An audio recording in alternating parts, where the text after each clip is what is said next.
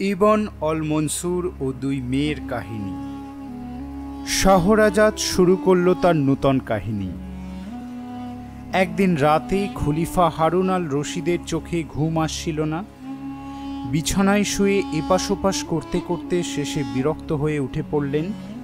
কতক্ষণ আর এভাবে বিছানায় শুয়ে পড়ে থাকা যায়? দরজার সামনে খোলা তলোয়ার হাতে মাসরুর পাহারা দিচ্ছিল। খলিফা হাততালি দিতেই মাসরুর ঘরে ঢুকে কুন্নিশ করে দাঁড়ালো। কি হুকুম জাহাপনা? খলিফা মাসরুরের দিকে তাকিয়ে বললেন, আজ আর ঘুম আসছে না, কি করি বলো তো? মাসরুর বলল, শুনেছি মাথা গরম হলে, মন চঞ্চল হলে ঘুম আসে না। চলুন জাহাপনা, বাগানে কিছুক্ষণ ঘুরে আসি। নিস্তব্ধ রাত, ঠান্ডা বাতাস বইছে, রাত জাগা পাখিরা ডাকছে, রাতের ফুল ফুটে সুবাস ছড়িয়ে পড়েছে। আর একটু পরেই চাঁদ উঠবে। গাছের ফাঁকে ফাঁকে চাঁদের আলো দেখতে দেখতে আপনার মন শান্ত হয়ে যাবে, শরীরটাও জুড়িয়ে যাবে। তখন শুতে শুতেই ঘুমিয়ে পড়বেন। না মাসরুর, আজ আর কোথাও যেতে ভালো লাগছে না। তবে আপনার হারেমে চলুন, আপনি হুকুম করলেই 300 সুন্দরী এসে যাবে। তাদের দেখতে দেখতে মনটা হয়তো খুশ হয়ে উঠতে পারে। বিরক্ত মুখে খলিফা বললেন, আজ আর বেগমবাদীদের ভালো লাগবে না। মাসরুর খানিক ভেবে বলল, তবে শহরের যত পণ্ডিত কবি আছে তাদের নিয়ে আসি। তারা ধর্মের কথা শোনাবে, শাস্ত্রের কথা বলবে, কবিরা তাদের নূতন কবিতা শোনাবে। তাতেও আমার ঘুম আসবে না।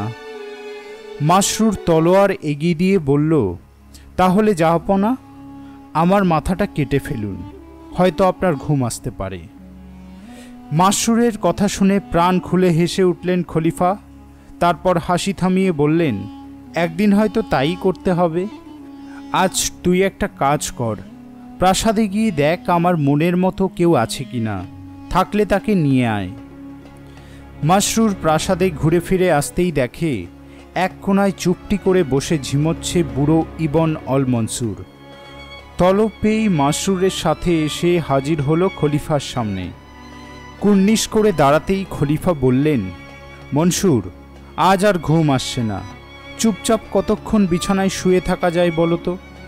তুমি তো অনেক দেশ ঘুরেছ, কত কিছু শুনেছ, তারই কিছু শোনাও। তবে আমার নিজের জীবনের একটা ঘটনা শোনাই। আগে প্রতি বছর আমি বসরায় যেতাম। ওখানে আপনার সুবাদার আমির মোহাম্মদ অল হাসামির প্রাসাদেই অতিথি হতাম। একবার তার প্রাসাদে গিয়ে উঠতেই দেখি হাসামি শিকারে যাওয়ার তোড়জোড় করছেন। আমাকে দেখেই বললেন, আপনিও আমাদের সাথে চলুন। ও জিনিসটা কোনোদিন আমি তেমন পছন্দ করতাম না। বললাম, শিকারে যেতে আমার কোনো আপত্তি নেই, তবে ঘোড়ায় চড়তে আমার আপত্তি আছে। যা লাফায়, পড়ে গেলেই হাড়গোড় ভাঙবে। অবশ্য গাধায় আমার কোনো অসুবিধে নেই।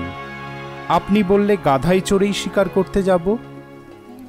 হাসামি হাসতে হাসতে বললেন, আপনাকে আর শিকার করতে যেতে হবে না, প্রাসাদেই থাকুন, কোনো অসুবিধা হবে না।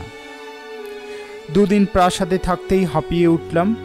একদিন সকালে পথে বেরিয়ে পড়লাম। খেয়াল খুশি মতো এ রাস্তায় সে রাস্তায় বহুক্ষণ ধরে হাঁটলাম। বসরায় 70টি রাস্তা, প্রত্যেকটা রাস্তাই চওড়া আর দেখতে প্রায় একই রকম। বেলা বাড়ছিল, চড়া রোদে দরদর করে ঘামছিলাম। প্রাসাদে ফেরার পথ ধরলাম। খানিক হাঁটতেই বুঝতে পারলাম পথ হারিয়েছি।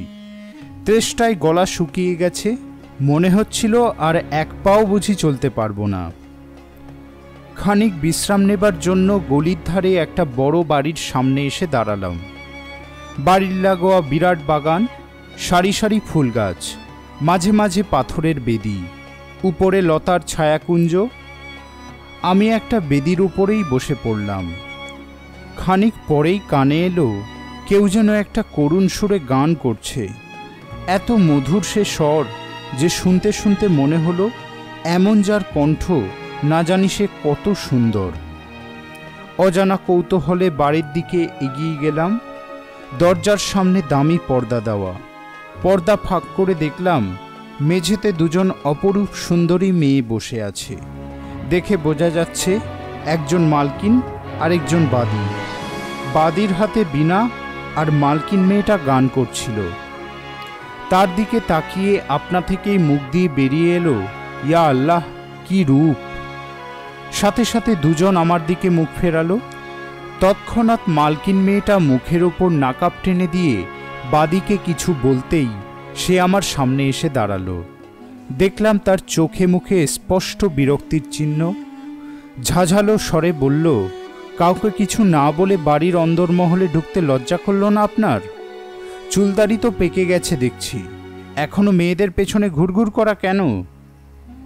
আমি মাথা নুইয়ে বললাম, বিশ্বাস করুন, নিতান্ত প্রয়োজনেই কারোর অনুমতি না নিয়ে এখানে ঢুকে পড়েছি। আপনাদের দেখে ঘরে ঢুকিনি। সারা সকাল পথে পথে ঘুরতে ঘুরতে বড় তেষ্টা পেয়ে গিয়েছে। আমার কথায় মেয়ে দুটোর মন বোধহয় একটু নরম হলো। নাকাব ঢাকা মেয়েটা তার দাসীকে বলল, যা, এক পাত্র ঠান্ডা জল নিয়ে আয়।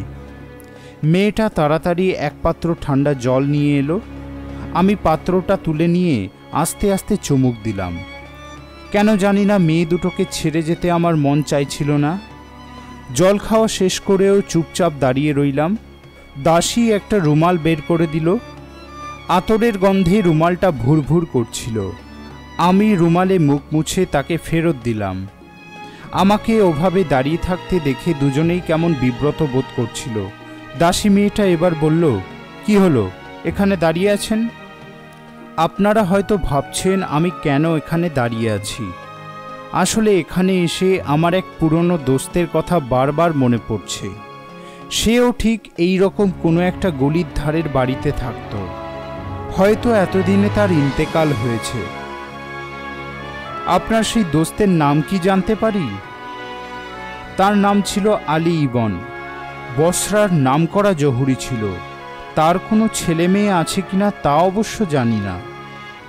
মুহূর্তে মেয়েটির কান্নার শব্দ কানে এলো। কিছু পরেই কান্না থামিয়ে সে বলল, আপনি ঠিকই অনুমান করেছেন, আলী ইবন 1 বছর হলো মারা গিয়েছে। তার একমাত্র মেয়ে বুদুর এখন সব সম্পত্তির মালিক। তবে তুমি কি বুদুর? আপনি ঠিকই চিনেছেন। আল্লাহ তোমাকে সুখে রাখুন। তুমি ইবনের মেয়ে, আমারও মেয়ের মতো। কেন জানি না তোমার গান শুনে আর এক পলক তোমাকে দেখে মনে হলো তুমি বড় দুঃখী। তোমার মনের মধ্যে কোথাও যেন এক গভীর বেদনা লুকিয়ে রয়েছে। তুমি যদি আমাকে সব কিছু খুলে বলো, আমি হয়তো তোমার দুঃখ দূর করতে পারি। বুদুর কিছুক্ষণ চুপ করে থেকে বলল, আপনি আমার বাবার বন্ধু, কিন্তু আপনার সাথে আমার কোনো পরিচয় নেই। আপনার নামও জানি না। কি করে একজন অচেনা মানুষের কাছে নিজের মনের কথা বলবো? বুদুরের কথা শুনে বললাম, আমার নাম ইবন অল মনসুর, দামাস্কাসে থাকি। খলিফা হারুন আল রশিদের প্রিয় সহচর আমি। সাথে সাথে বুদুর উঠে দাঁড়িয়ে আমাকে অভিবাদন করে বলল, আপনাকে চিনতে পারিনি বলে মাপ চাইছি, ভেতরে আসুন। আজ আপনি আমাদের অতিথি। আপনার মতো মানুষের পায়ের ধুলো পড়ে এবারই ধন্য হলো। সে আমাকে ভেতরের ঘরে নিয়ে গেল। আমার জন্যে ভালো ভালো খাবার নিয়ে এলো। খাওয়া দাওয়ার পর কিছুক্ষণ বিশ্রাম নিয়ে বুদুর বলল, আমার জীবনের দুঃখের কথা আপনাকে খুলে বলতে পারি, কিন্তু আপনি সে কথা কারো কাছে প্রকাশ করতে পারবেন না। আমি বললাম, তুমি আমার বেটির মতো, তোমাকে কথা দিচ্ছি, তোমার একটি কথাও বাইরে প্রকাশ হবে না। বুদুরের বুক থেকে গভীর দীর্ঘশ্বাস বেরিয়ে আসে। ধীরে ধীরে বলল, আমি একজনকে ভালোবাসি, আর আমার সেই ভালোবাসার মানুষটা একটা মিথ্যে সন্দেহে আমার সাথে সব সম্পর্ক ত্যাগ করেছে। সে আমার কথা ভুলে গেলেও আমি তার কথা ভুলতে পারিনি। তার বিরহ আমি আর সহ্য করতে পারছি না। এই সন্দেহটা কি কোনো পুরুষকে নিয়ে? তাহলেও তো কিছু জানতাম আমার উপর রাগ করবার কিছু কারণ আছে। তার সন্দেহ এই ফুলের মতো মিষ্টি মেয়েটাকে নিয়ে। ও আমার দাসী হলেও আমি ওকে নিজের বোনের মতো ভালোবাসি। একদিন আমি গোসল করে এসেছি, ও আমার চুল আঁচড়িয়ে দিচ্ছিল। হঠাৎ আমার গলাটা জড়িয়ে ধরে বলল, দিদি, তুমি কি সুন্দর, তোমাকে দেখলেই সকলের ভালোবাসতে ইচ্ছে করে। তারপরেই আমার দুগালে দুটো চুমু খেলো। ঠিক সেই সময় আমার প্রেমিক ঘরে ঢুকলো। আমাদের দুজনকে দেখেই ঘর থেকে বেরিয়ে গেল।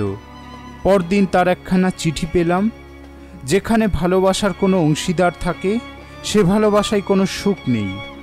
তারপর থেকেই সে আমার সাথে তার সব সম্পর্ক ছেদ করেছে। বুদুরের কথা শুনে মনটা দুঃখে ভরে গেল। ভাবলাম যেমন করেই হোক দুটো প্রাণের মিলন ঘটাতেই হবে। বললাম, তুমি আমাকে ছেলেটার ঠিকানা লিখে দাও। বুদুর ছেলেটার নাম ঠিকানা দিয়ে একটা চিঠি লিখল। প্রিয় জুবেয়ার, তোমার এই বিচ্ছেদ আর সহ্য করতে পারছি না। আমার দু চোখ জুড়ে শুধু তোমারই স্বপ্ন। মন থেকে মিথ্যে সন্দেহ দূর করে ফিরে এসো। মিলনের আনন্দে দুজনের জীবন ভরে উঠুক। বুদুর চিঠি লেখা শেষ করে আমার হাতে দিল, আর 1000 দিনারের একটা থলে জামার মধ্যে জোর করে পুরে দিল। চিঠির ওপর নাম লেখা ছিল আমির জুবেয়ার ইবন উমাইর। খুঁজতে খুঁজতে আমির সাহেবের বাড়ি গিয়ে হাজির হলাম।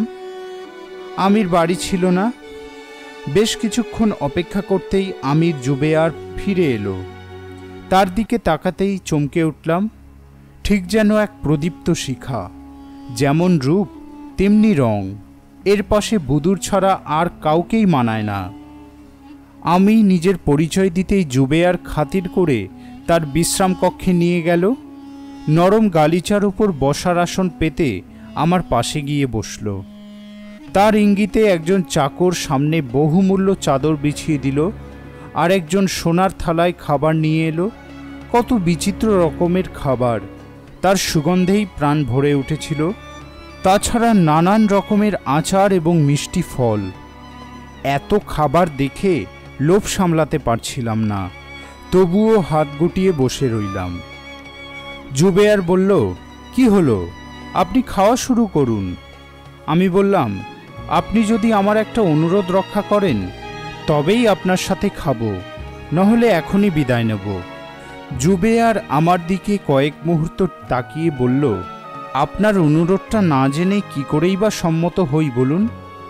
আমি চিঠিটা বের করে দিতেই জুবেয়ারের শান্ত সুন্দর মুখে তীব্র ঘৃণা আর বিরক্তি ফুটে উঠল। চিঠিটা ছিঁড়ে টুকরো টুকরো করে মাটিতে ফেলে দিল। তারপর আমার দিকে ফিরে বলল, আপনি আমার কাছে আর যা চান তাই দেব, তবে চিঠির প্রসঙ্গ তুলবেন না। আপনার ওই অনুরোধ আমি রাখতে পারবো না। জুবেয়ারের কথায় আসন ছেড়ে উঠে দাঁড়াতেই সে আমার হাত চেপে ধরল। আপনি আমার অতিথি, না খেয়ে গেলে ভীষণ দুঃখ পাব। আপনি ভাববেন না এই তার প্রথম চিঠি। এর আগেও অনেকে এই চিঠি নিয়ে এসেছে। আপনি কয়েকদিনের জন্যে এখানে এসেছেন। অনর্থক এইসব ব্যাপারের মধ্যে জড়াবেন না। আমি শুধু শুধু তার সাথে সব সম্পর্ক ছিন্ন করিনি।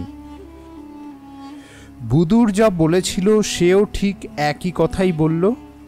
আমি আর তার অনুরোধ ফেরাতে পারলাম না। খাওয়া শেষ করেই ফিরে গেলাম বুদুরের কাছে। আমাকে দেখেই সে বলল, আমি বুঝতে পারছি আপনি সফল হননি। হঠাৎ আমার আর জুবেয়ারের মধ্যেকার সব কথাই সে হুড়হুড় করে বলে দিল। মনে হলো সে যেন আমাদের পাশে দাঁড়িয়ে সব কথা শুনছিল। আমি বললাম, তুমি কি দরজার আড়ালে লুকিয়েছিলে? বুদুর করুণ হাসি হেসে বলল, চাচা, ভালোবাসার শক্তি বিরাট। যে প্রকৃত ভালোবাসে দূর থেকেই সে তার ভালোবাসার মানুষের সব কথা শুনতে পায়। আপনার কোনো দোষ নেই, সবই আমার ভাগ্য। তারপর বুদুর 2 হাত আকাশের দিকে তুলে বলল, হে সর্বশক্তিমান আল্লাহ, যে আমার ভালোবাসাকে 2 পায়ে দোলে দিয়ে আমাকে বিরহের যন্ত্রণায় দগ্ধ করছে, সেও যেন একদিন এমনি দগ্ধ হতে হতে ভিখারির মতো আমার দরজায় আসে। সেদিন কুকুরের মতো আমি তাকে ফিরিয়ে দেব। পরদিনই আমি দামাস্কাসে ফিরে এলাম। 1 বছর পর আবার বসরায় গেলাম। 2 প্রেমিক প্রেমিকাকে দেখার জন্য মনটা ব্যাকুল হয়ে উঠেছিল। আমির জুবেয়ারের প্রাসাদের সামনে যেতেই অবাক হয়ে গেলাম। মনে হচ্ছে প্রাসাদে কোনো মানুষ নেই, এক ভুতুড়ে বাড়ি। পায়ে পায়ে এগিয়ে গেলাম। একটা চাকর আমাকে দেখে বলল, আপনি কাকে খুঁজছেন? এটাই তো আমির জুবেয়ারের প্রাসাদ। আপনি ঠিকই অনুমান করেছেন জনাব, তবে তিনি খুবই অসুস্থ, বাইরের কারোর সাথে দেখা করেন না। তুমি তাকে বলো দামাস্কাসের ইবন আল মনসুর এসেছেন। খানিক পরেই চাকর এসে আমাকে বাড়ির ভেতরে নিয়ে গেল। একটা পালঙ্কে শুয়েছিল জুবেয়ার। স্বাস্থ্য ভেঙে গেছে, চোখ মুখ গর্তে ঢুকে গেছে, সমস্ত মুখে দুঃখ আর বিষণ্ণতার গম্ভীর ছায়া। আমি তার হাত ধরতেই সে কেঁদে ফেলল। আপনি একটিবার তার কাছে যান, একমাত্র আপনিই পারেন আমাদের মিলন ঘটাতে। বললাম, বেশ, আমি যাচ্ছি, তুমি একটা চিঠি লিখে দাও। আমির অতি কষ্টে কয়েক ছত্র লিখে দিল, আমার অপরাধ মার্জনা করো, আমি মৃত্যুশয্যায় শুধু তোমারই অপেক্ষায় বেঁচে আছি। চিঠিটা নিয়ে আমি বুদুরের বাড়ির সামনে যেতেই চমকে উঠলাম। বাগানের মধ্যে সদ্য তৈরি করা একটা কবর। তবে কি বুদুর আর নেই? বুকের মধ্যে হাহাকার করে উঠল। আমি এগিয়ে গেলাম, দরজার পর্দা সরিয়ে ভেতরে যেতেই দেখলাম ঘরের মেঝেতে বসে আছে বুদুর। তাকে ঘিরে আরও কয়েকজন নূতন দাসী, সকলেরই চোখ অশ্রু সজল। আমাকে দেখেই বুদুর উঠে এসে পাশে বসালো। তারপর আস্তে আস্তে বলল, আমার সে পিয়ারের বাদিটা আর নেই। তাকে সান্ত্বনা দিয়ে কিছুক্ষণ বসে রইলাম। কিছুক্ষণ পর বুদুর স্বাভাবিক হয়ে আমাকে তার ঘরে নিয়ে গিয়ে বসালো। সুযোগ বুঝে আমি চিঠিটা বার করে দিয়ে বললাম, একজনের জীবন মরণ এখন তোমার হাতে, তুমি কি করবে বলো। চিঠিটা পড়ল বুদুর, তারপর মৃদু হেসে বলল, এতদিন পর্যন্ত যে আমার একটা চিঠিও পড়েনি, আমার ভালোবাসাকে উপেক্ষা করেছে, তার দুঃখে আমার কি এসে যায়। আমি বললাম, বুদুর, সে যে অপরাধ করেছে এখন তার প্রায়শ্চিত্তও করছে, তুমি তাকে ক্ষমা করো, ক্ষমাই মানুষের প্রকৃত ধর্ম। তাছাড়া যাকে নিয়ে এত বিবাদ সেও চলে গেছে, এখন তুমি এত বড় প্রাসাদে একা একা কেমন করে থাকবে? তোমরা দুজনেই দুঃখ পেয়েছ, এবার সব দুঃখের শেষ হোক। আমার কথায় চোখের জল ফেলতে ফেলতে সম্মতি দিল বুদুর। আমি তক্ষুনি ছুট লাগালাম জুবেয়ারের প্রাসাদের উদ্দেশ্যে। সব কথা বলতেই বিছানা ছেড়ে উঠে দাঁড়ালো জুবেয়ার। মনে হলো কয়েক মুহূর্তে যেন তার সব অসুখ সেরে গিয়েছে। সেই দিন রাতেই কাজী ডেকে চুক্তিতে সই করে দুজনের শাদী হয়ে গেল। হঠাৎ ইবন আল মনসুরের কানে এলো নাক ডাকার শব্দ। দেখলেন গল্প শুনতে শুনতে ঘুমিয়ে পড়েছেন খলিফা। পাছে খলিফার ঘুম ভেঙে যায় সেই ভয়ে পা টিপে টিপে ঘর থেকে বেরিয়ে পড়ল মনসুর। তোমার গল্প যত শুনছি ততই অবাক হচ্ছি। সুলতান শাহরিয়ারের কথায় মৃদু হাসলেন শাহরাজাদ। আপনি এখনো ঘুমাননি জাহাপনা? তোমার গল্প শুনলে কোথায় যে ঘুম চলে যায় কে জানে। তুমি আরেকটা গল্প শুরু করো, কিন্তু সারা রাত জাগলে যে রাজকার্যের অসুবিধা হবে। এখন একটু ঘুমিয়ে নিন, ভোর রাতে ঘুম ভাঙলে আবারও একটা গল্প শুরু করব। হেসে ফেললেন শাহরিয়ার। মাঝে মাঝে বেগমের হুকুমও সুলতানকে মানতে হয়। দু হাতে শাহরাজাদকে বুকে জড়িয়ে কাছে টেনে নিলেন সুলতান। আর চোখে একবার দিদির দিকে তাকিয়ে পাশ ফিরল দুনিয়াজাদ। ভোর রাতে উঠে আবার গল্প শুরু করল শাহরাজাদ। খলিফা হারুন আল রশিদের এক অদ্ভুত নেশা ছিল। রাতে ঘুম না এলে মাঝে মাঝেই তিনি নগর ভ্রমণে বেরিয়ে পড়তেন। তখন তার সঙ্গী হতো উজির জাফর আর দেহরক্ষী মাসরুর। একদিন উজির জাফরকে নিয়ে নৈশ ভ্রমণে বেরিয়েছেন। চাঁদনি রাত। প্রাসাদের বাইরে আসতেই খলিফা বললেন, অদ্ভুত রাত, সঙ্গে যদি ইশাক আর নবাজ থাকত, বেড়াবার আনন্দটাই অন্যরকম হতো। পাশেই দাঁড়িয়েছিল মাসরুর। সেলাম করে বলল, জাহাপনা, যদি হুকুম করেন এক্ষুনি তাদের ডেকে নিয়ে আসতে পারি। তাহলে আর দেরি করো না, চটপট গিয়ে বলবে খলিফা ডাকছেন। ইশাক খলিফার সভা গায়ক, অত বড় ওস্তাদ তামাম আরব দুনিয়ার কেউ নেই। আর নবাস খলিফার সবচেয়ে প্রিয় কবি। দুজনেই নরম বালিশে মাথা দিয়ে ঘুমোচ্ছিল। মাসরুরের ডাক শুনে দুজনেই ধর্মর করে উঠে বসল। এই মাঝরাতে খলিফা এত্তেলা পাঠিয়েছেন, নিশ্চয়ই গুরুতর কোনো ব্যাপার হবে। পোশাক পাল্টে দুজনে ছুটতে ছুটতে এসে হাজির হলো খলিফার সামনে। কুন্নিশ করে বলল, আমাদের ডেকেছেন জাহাপনা? এমন সুন্দর একটি রাত, ভাবলাম তোমাদের সঙ্গে নিয়ে আজ নগর ভ্রমণে বেরোবো, তাই ডেকে পাঠিয়েছি। খলিফার কথা শুনে সবাই স্বস্তির নিঃশ্বাস ফেলে। যাক, গুরুতর কিছু ঘটেনি। খলিফা আর অপেক্ষা করলেন না, চারজনকে সাথে নিয়ে বেরিয়ে পড়লেন। নিস্তব্ধ গভীর রাত, জনপ্রাণী কোথাও নেই। আচমকা দূর থেকে কোনো কিছু চলার শব্দ কানে এলো সকলের। পাঁচজনেই দাঁড়িয়ে পড়ল। শব্দটা কাছে আসতেই দেখল এক বুড়ো খচ্চরের পিঠে চেপে দুলতে দুলতে চলছে। সকলেই কৌতূহলী হয়ে উঠল।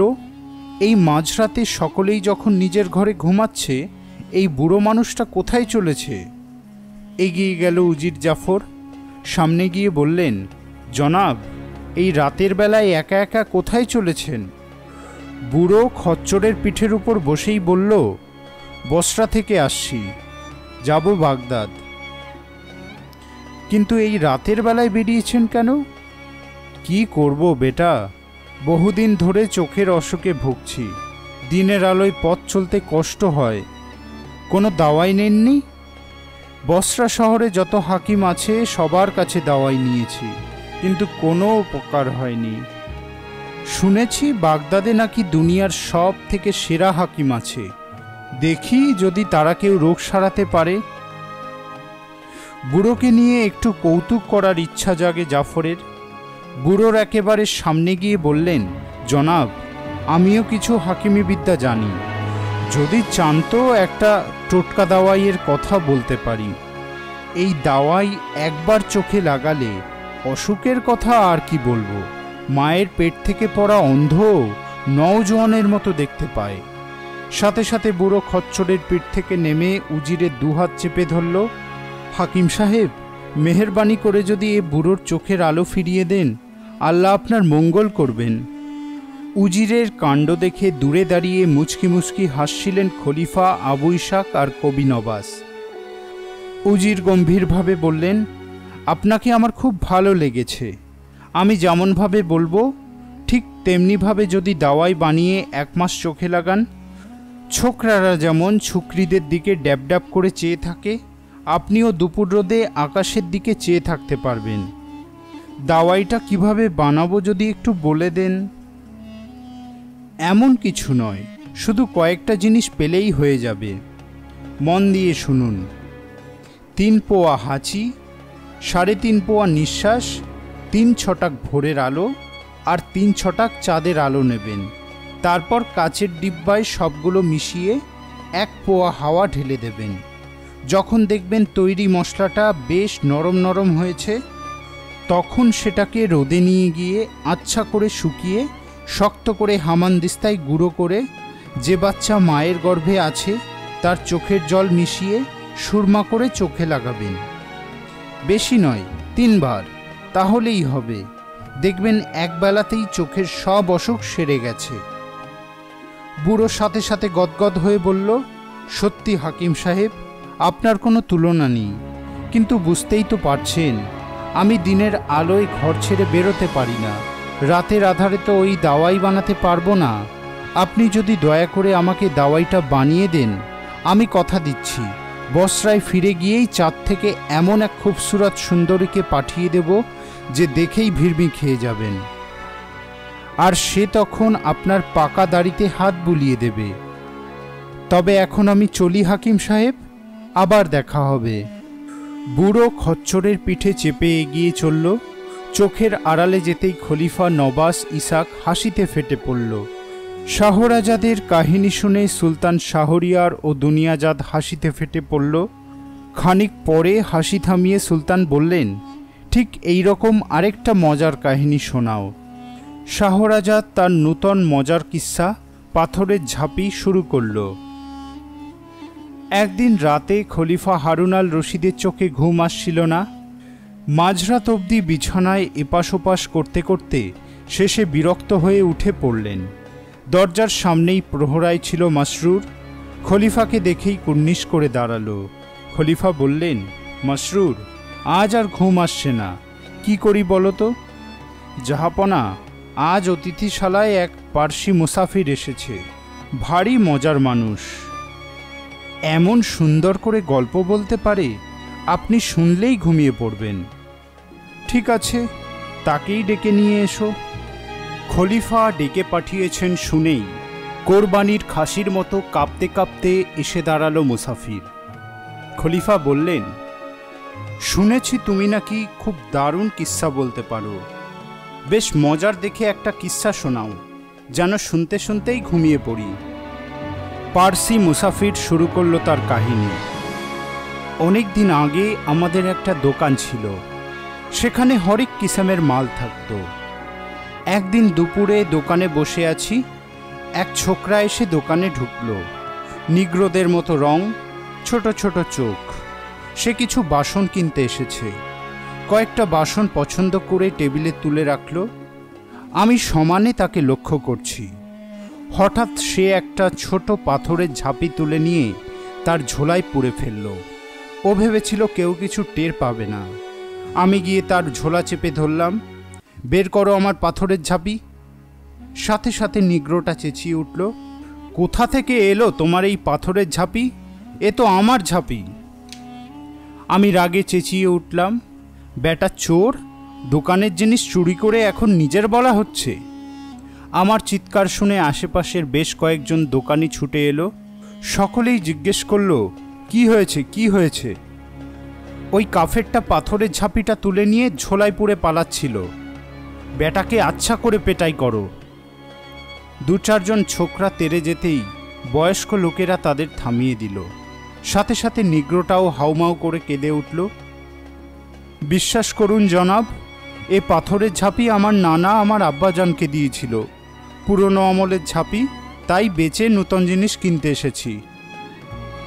বেশিরভাগ লোকই ওর মুখ চাওয়াচাই করতে আরম্ভ করলো। শেষে সকলে বলল, কাজীর কাছে চলো, সেখানেই বিচার হবে এ ঝাঁপি কার। সকলে গিয়ে হাজির হলাম কাজীর কাছে। সব কথা শুনে কাজী আমাদের দিকে চেয়ে বলল, সত্যি কথা বলো, এ পাথরের ঝাঁপি কার? সাথে সাথে আমি বললাম, বিশ্বাস করুন কাজী সাহেব, এ পাথরের ঝাঁপি আমার। কয়েকদিন আগে এক ভিনদেশি সওদাগরের কাছ থেকে কিনেছি।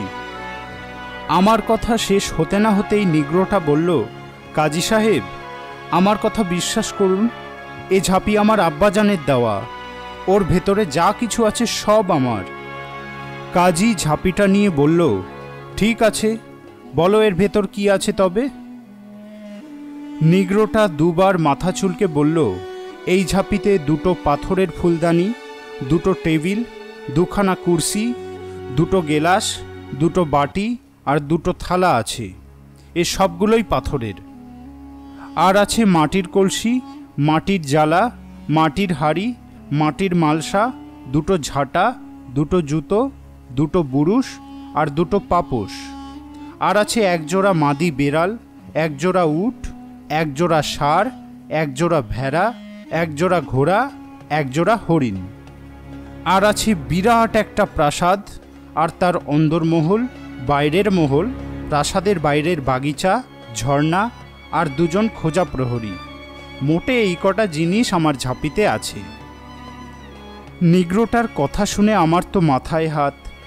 বেটা কি দিনের বেলাতেই শরাব টেনে এসেছে, নইলে এমন উদ্ভট কথা কেউ বলতে পারে? কিন্তু আমিও কম শেয়ানা নই। তুমি চলো ডালে ডালে, আমি চলি পাতায় পাতায়। পাছে কাজী সাহেব নিগ্রোটার কথা বিশ্বাস করে, তাই বললাম, কাজী সাহেব, ওর কথা বিশ্বাস করবেন না। ওর মধ্যে কি আছে আমি বলছি। দুটো ভাঙা পাথরের ফুলদানি, পাথরের দুটো টেবিল, দুখানা কুর্সি, দুটোরই পা ভেঙে গেছে, দুটো ভাঙা গেলাস, দুটো ভাঙা বাটি, ভাঙা থালা, মাটির কলসি, জালা, হাঁড়ি আর মালসার ভাঙা টুকরো, দুটো ঝাঁটা, তার কাঠি নেই, জুতো, তার ফিতে নেই, বুরুশ, তার হাতল নেই, ছেঁড়া পাপোশ। আর আছে একজোড়া করে মরা মাদি বেড়াল, উট, ষাঁড়, ভেড়া, ঘোড়া, হরিণ। এছাড়াও আছে ভাঙা প্রাসাদ, বাগিচায় গাছ নেই, ঝর্ণায় পানি নেই, আর অস্ত্রহীন দুজন খোঁজা প্রহরী। আমার কথা শুনেই নিগ্রোটা প্রায় কাজীর পা জড়িয়ে ধরে আর কি। বিশ্বাস করুন কাজী সাহেব, আমি যা বলছি তার একটাও মিথ্যে নয়। ওর মধ্যে আমার আরও কিছু আছে। দুটো সুন্দর শহর, তার 4টে প্রাসাদ, 8টা মিনার, 16টা ফটক, 32 জন খোঁজা পাহারাদার, 2টো ঘোড়া, 8টা ঘোড়ার বাচ্চা, 2টো খচ্চর, 2 জন বিবি। মেয়ে মানুষের কথা শুনেই কাজীর চোখ চকচক করে উঠল। নিগ্রো আবার বলল, একটা দোকান, 8 জন খদ্দের, এছাড়াও একটা বড় জাহাজ, তার কাপ্তেন, মাঝি মাল্লা, আর আছে একটা মসজিদ। একটা বিচার সভাও আছে, সেখানে বসে আছেন স্বয়ং কাজী সাহেব। তারা সকলেই বলবে এ ঝাঁপি আমার। নিগ্রো হারামজাদার কথা শুনে মনে মনে বললাম, তুমি বেটা অনেক বলেছ, এবার আমি বলবো। কাজীর সামনে গিয়ে কুর্নিশ করে বললাম, স্বয়ং কাজী সাহেব ছাড়া আমার হয়ে সাক্ষী দেবার কেউ নেই, কারণ আমি যা বলেছি তাছাড়া আরও কয়েকটা জিনিস আছে, কিন্তু তারা তো সাক্ষী দিতে পারবে না। তবু বলছি, বিরাট একটা যুদ্ধক্ষেত্র, হাজার হাজার সৈনিক, সকলেই মৃত। তাদের অস্ত্রশস্ত্র, ঘোড়া, ঢাল, তলোয়ার, বর্ম, একটা বাজার, দোকান, সেখানে যত দোকানেই তত খরিদ্দার, হরেক কিসেমের মাল, কি নেই সেখানে। কিন্তু দোকানি খরিদ্দার সকলেই মারা পড়েছে। আর আছে দুনিয়ার যত পাহাড়, নদী, ক্ষেত, শহরগুলোও বাদ পড়েনি। এক টুকরো জমি শুধু ঝাঁপির বাইরে আছে। কাজী সাহেব যদি চান ওখানে তার জন্য একটা শোয়ার ব্যবস্থা করে দিতে পারি। আমাদের কথা শুনে কাজী সাহেবের চোখ কপালে ওঠার উপক্রম। টেবিলে এক চাপড় মেরে বলল, মশকরা করার আর জায়গা পাওনি? নেশা করে এসে যা খুশি তাই বলা হচ্ছে। কাজী ঝাঁপির মুখ খুলতেই যা দেখল সে আমি আর খলিফার সামনে বলতে পারবো না। নাক ডাকার শব্দ কানে আসতেই মুখ ফেরালো পার্সি মুসাফির। তার কিস্সা শুনতে শুনতে কখন ঘুমিয়ে পড়েছেন খলিফা টেরই পায়নি সে। শাহরাজাদ তার গল্প শেষ করতেই সুলতান শাহরিয়ার বললেন, মুসাফিরের কিস্সা শুনে খলিফা ঘুমিয়ে পড়লেন, কিন্তু তোমার কিস্সা শুনে তো আমার ঘুম আসছে না। এখন আরও 2-একটা মজার কিস্সা শোনার জন্য মনটা ছটফট করছে। শাহরাজাদ বলল, তবে খলিফা হারুন আল রশিদের আরেক মজার কিস্সা শোনাই। শাহরাজাদ তার নূতন মজার কিস্সা কার বেশি জোর শুরু করল। একদিন খলিফা হারুন আল রশিদ তার নরম পালঙ্কে শুয়ে বিশ্রাম করছিলেন। এমন সময় তার 2 বাদী এসে হাজির।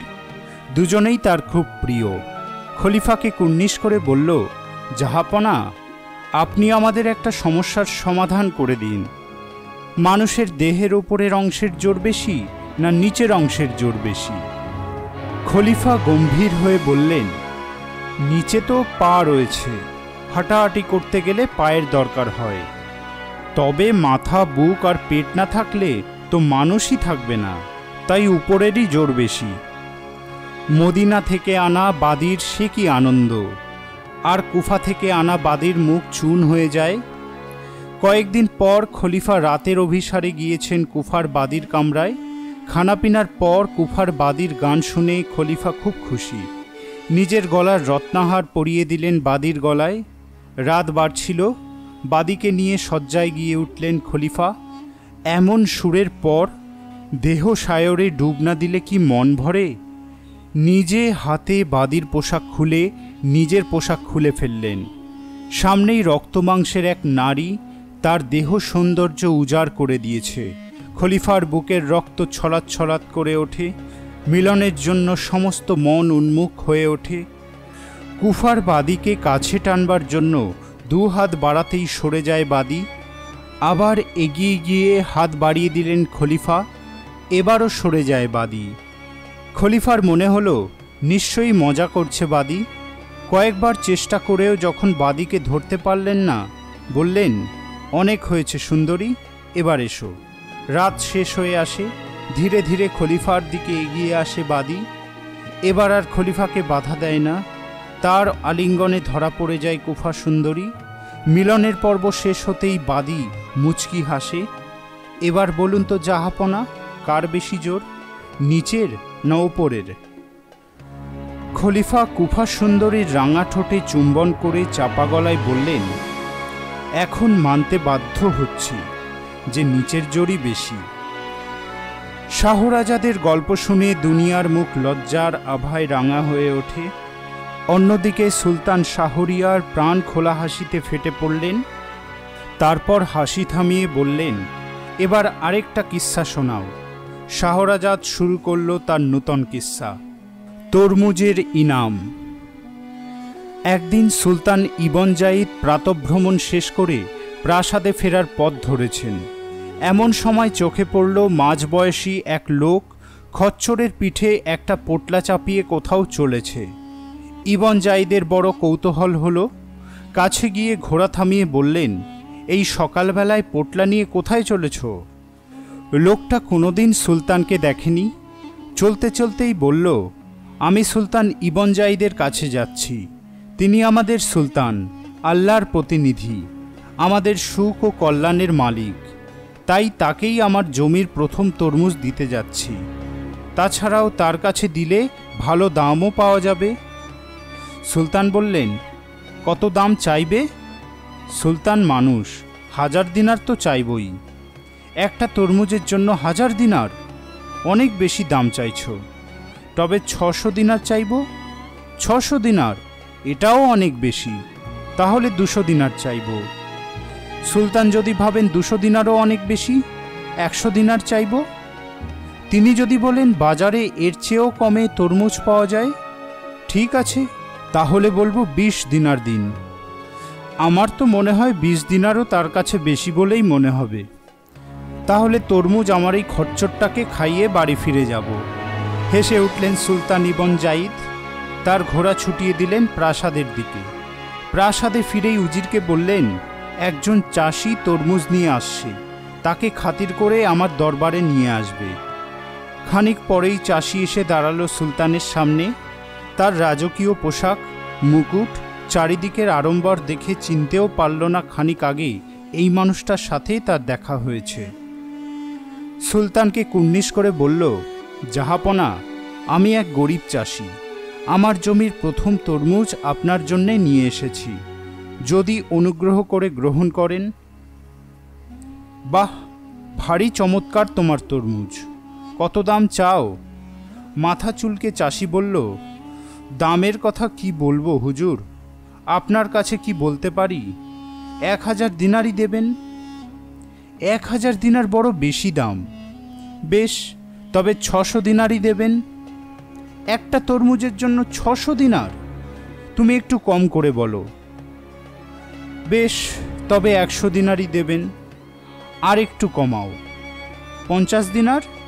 তাও বেশি। বেশ, তবে 20 দিনারই দিন। 20 দিনার? সবাই বলবে আমি ঠকে গেছি। এতক্ষণ ধৈর্য ধরে দরদাম করছিল চাষি। এবার কপাল চাপড়ে মেঝের ওপর বসে পড়ল। হায় খোদা, ভাবলাম সুলতানের কাছে তরমুজ বেচে কিছু আয় করব, কিছুই হলো না। সকালে পথের ধারে দেখা লোকটাই অপয়া। 20 দিনারেও তরমুজ বেচতে পারলাম না। সুলতান চাষির দিকে তাকিয়ে বললেন, সকালে যাকে দেখেছিলে এখন তাকে দেখলে চিনতে পারবে? সুলতানের কথায় চমকে উঠল চাষি। এতক্ষণ খেয়াল করেনি, গলার স্বরটা খুব চেনা চেনা লাগছে। ভালো করে তাকাতেই আর ভুল হলো না, সুলতানই তো তার সাথে ঘোড়ায় চড়ে কথা বলছিলেন। এতক্ষণ বহু কষ্টে চুপ করেছিলেন সুলতান, এবার হাসিতে ফেটে পড়লেন। চাষি তো অপ্রস্তুত। সুলতান হাসি থামিয়ে বললেন, উজির, তুমি এই চাষিকে প্রথমে 1000, তারপর 600, তারপর 100, তারপর 50, শেষে 20 দিনার দিবে। তারপর চাষির দিকে ফিরে বললেন, তুমি ভেবো না আমি তরমুজের দাম বলে তোমাকে এই দিনার দিচ্ছি, এ তোমাকে আমার উপহার। শাহরাজাদ তার কিস্সা শেষ করতেই সুলতান বললেন, তোমার এই কিস্সা শুনতে শুনতে রাত যে কখন শেষ হয়ে এসেছে খেয়ালই করিনি। রাজসভায় যাওয়ার আগে ঠিক এই সময় আরেকটা মজার কিস্সা শোনাও। শাহরাজাদ শুরু করলো তার নূতন কিস্সা, চোর আর সওদাগর। বাগদাদ শহরে এক নামকরা চোর ছিল। বয়স হয়ে গিয়েছিল, চুরিচামারি আর করতে পারত না, তাই বাড়িতেই নূতন চোরদের তালিম দিত। তাদের কাছ থেকে যা পেত তাতেই দিন চলে যেত। একদিন দলবল নিয়ে বাজারে গিয়েছে চোর। হঠাৎ চোখে পড়ল এক সওদাগর বাজার থেকে ফিরছে। তার জোব্বার পকেটে দিনারের থলিটা অর্ধেক বেরিয়ে আছে। চোর তার এক ছাত্রকে বলল, তুই যদি ওই দিনারের থলিটা আনতে পারিস তাহলে বুঝবো তুই আমার যোগ্য শাগরেদ হতে পেরেছিস। ছাত্র বলল, ঠিক আছে ওস্তাদজি, আমি যাব আর আসব। সওদাগরের পিছু পিছু চলল চোর। পথে তেমন লোকজনের ভিড় নেই, চুরি করতে সাহস হলো না। কাছেই সওদাগরের বাড়ি। অনেকক্ষণ পেট মোচড় দিচ্ছিল সওদাগরের। ঘরে ঢুকেই দাসীকে বলল, তাড়াতাড়ি এক বদনা পানি নিয়ে আয়, আমি আর দাঁড়াতে পারছি না। দিনারের থলিটা বিছানার উপর ফেলে রেখেই শৌচাগারের দিকে ছুটল সওদাগর। দরজার আড়ালে দাঁড়িয়ে সব দেখছিল চোর। ঘর ফাঁকা হতেই ভেতরে ঢুকে দিনারের থলিটা নিয়ে একেবারে পগার পার সোজা এসে হাজির হলো ওস্তাদের কাছে। এই দেখুন দিনারের থলি। আর সব চোরেরা ঘিরে ধরল, কেমন করে থলিটা নিয়ে এলি? সব কথা বলতেই ওস্তাদ বলল, এ কাজ তো সবাই করতে পারে, কিন্তু তখন ওই দাসীটার কি অবস্থা হবে ভাবত। সওদাগর যখন থলি পাবে না, ভাববে এ নিশ্চয়ই দাসীটার কাজ, মারতে মারতে ওর হাড়মাস এক করে দেবে। তুই যদি দাসীটাকে বাঁচিয়ে থলিটা ফিরিয়ে আনতে পারিস তবে বুঝবো তুই আমার সেরা শাগরেদ। চোর খানিক ভেবে বলল, ঠিক আছে, চেষ্টা করে দেখি। দিনারের থলিটা পকেটে পুরে সওদাগরের বাড়ি গিয়ে হাজির হলো চোর। এদিকে শৌচকার্য শেষ করে সওদাগর ঘরে ঢুকেই দেখে তার দিনারের থলি নেই। সাথে সাথে দাসীকে ডেকে পাঠালো, আমার দিনারের থলিটা কোথায় রেখেছিস? আমি তো আপনার দিনারের থলি দেখিনি। এইমাত্র আমি এখানে থলিটা রাখলাম আর তুই বলছিস দেখিনি? সত্যি কথা বল, কোথায় রেখেছিস? না হলে মেরে পিঠ গুঁড়ো করে দেব।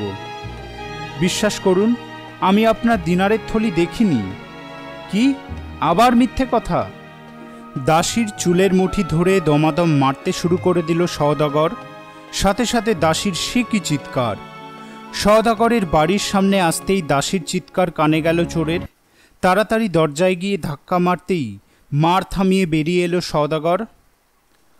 আজ্ঞে, আমার মনিব আপনার কাছে পাঠালেন। আপনি তার দোকানে দিনারের থলিটা ফেলে রেখে এসেছিলেন। ভাগ্যিস তিনি দেখেছিলেন, অন্য কেউ দেখলে নির্ঘাত নিয়ে যেত। চোর পকেট থেকে দিনারের থলিটা বার করতেই সওদাগর চেঁচিয়ে উঠল, এই তো আমার দিনারের থলি, এতক্ষণ ধরে শুধু শুধুই মেয়েটাকে মারলাম। থলি নেবার জন্য সওদাগর হাত বাড়াতেই চোর দুহাত পিছিয়ে গেল। আগে আপনি আমাকে রসিদ লিখে দিন, তবেই দিনার দেব, নয়তো আমাকেই হয়তো মনিব বলে বসবেন তুই দিনার ফেরত দিসনি। ঠিক আছে, তুই একটু দাঁড়া, আমি এক্ষুনি রসিদ লিখে দিচ্ছি। সওদাগর রসিদ লিখতে ভেতরে যেতেই চোর আর দাঁড়ালো না, বাড়ির বাইরে এসেই দেই ছুট। একেবারে ওস্তাদের ডেরায় এসে থামল। তার পায়ের কাছে থলিটা নামিয়ে দিয়ে সব কথা বলতেই ওস্তাদ বলল, আজ থেকে তুই আর আমার ছাত্র না, তুই এখন ওস্তাদ চোর। পূবের আকাশ ফর্সা হয়ে এসেছিল। দুনিয়াজাত বলে উঠল, দিদি, আর একটা ছোট্ট কিস্সা শোনাও। সুলতানও বললেন, দুনিয়া যখন এত করে বলছে তখন শোনাও আর একটা কিস্সা। হেসে ফেলল শাহরাজাদ। তবে আজ এটাই কিন্তু শেষ কিস্সা, নয়তো রাজপ্রাসাদে পৌঁছাতে দেরি হয়ে যাবে জাহাপনার। শাহরাজাদ শুরু করল তার কিস্সা, ঘায়ের রুটি। অনেকদিন আগে বাগদাদ শহরে এক কিপ্টে বুড়ো বাস করত। ধন দৌলতের কোনো অভাব ছিল না তার, অভাব ছিল তার দিলের। দিনার আর দিরহাম ছাড়া কোনো কিছুই সে জানে না।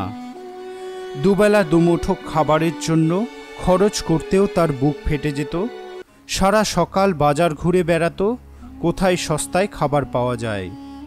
একদিন বাজার ঘুরতে ঘুরতে বুড়োর নজর পড়ল এক বুড়ি দুখানা রুটি নিয়ে বসে আছে, বেশ টাটকা মোটা রুটি। বুড়ি, তোমার রুটির কত দাম? 1 দিরহাম। দাম শুনে খুশি হলো বুড়ো। বাজারে একটা রুটির দামই 2 দিরহাম। বুড়ির রুটি বেশ সস্তাই বলতে হবে, তবু দেখা যাক যদি আরেকটু দাম কমানো যায়। রুটি দুটো নেড়েছেড়ে বলল, তুমি এ রুটির দাম বড় বেশি চাইছো বুড়ি। বাজারে রুটি 8 দিরহামের বেশি নয়, দুটো রুটি 1 দিরহাম হবে তো দাও। বুড়ি একটু ভেবে বলল, ঠিক আছে, 1 দিরহামই দাও।